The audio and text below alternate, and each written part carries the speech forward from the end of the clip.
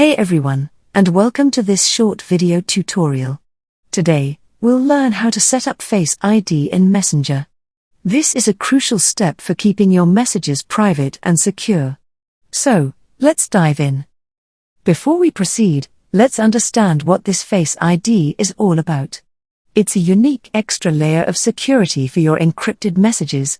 It allows you to. Now, let's get to the steps. Open the Messenger app on your iPhone. Tap the three horizontal lines in the top left corner. Select the settings icon.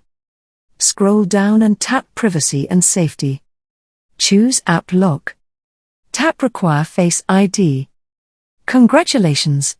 You've successfully added Face ID on Messenger's end-to-end encryption. Remember, this Face ID is crucial for accessing your secure messages on new devices. You're taking an important step towards protecting your privacy in Messenger.